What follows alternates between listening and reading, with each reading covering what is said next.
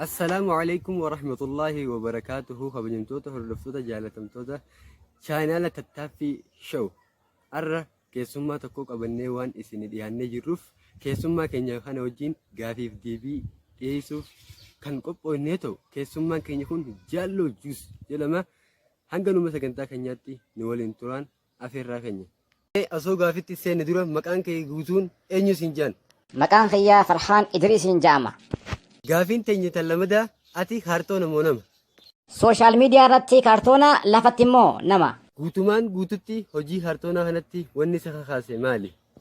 Honestly, hojii kaartoonaa kanatti wanti na kakaase I want to be a creator of happiness. Nama gammachuu uumuun tahuu barbaada. Ofii xiyyaafillee gammadee namallee gammachiisuun jaaladha. Addunyaa kanarratti diinni ilmi namaa guddaan dipireeshinaa, istirasaa, minaaminii waan kana fakkaatanii. Tanaaf waan kana dhaamsisuudhaaf gammaduu dandeehuu qabnaa je'eetiin amana. Fakkeenyaaf namni tokko waan hunda qabaatee makiinaa bareedduu, mana bareedaa, qarshii miliyoonera qabaatee yoo gammachuun qabaanne jireenyi ittiin tolu dipireeshina keessa seenaa jechuudha. Dumatti mee dipireeshina jechuun maal jechuudha mee nuuf ibsi? Dipireeshina jechuun sammuu ilma namaatiif hin barbaachisu waan fokkotaa tokko. Teenyatti aantu ati jaalallee ni qabdaahii. Jaalalleen qabu.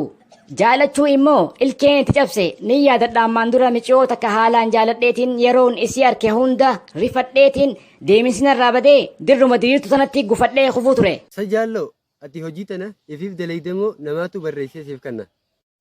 Kan namni naa kannus ni jira irra guddaa immoo naatu barreessa. Mudannoo jireenya kee keessa si mudate keessaa ta hin daganne takka nuuf himime.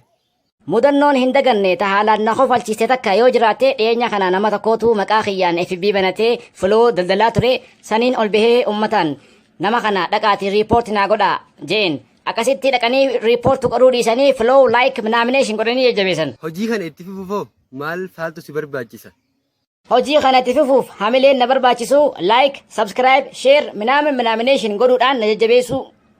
Jaallo nuufoo warra hojii kana hojjetuufoo mee maal dhaamsa nuuf dhaami? Jabaadhaa, jajjabaadhaa, hojii gaarii jirtanii if duuban deebi'inaa never give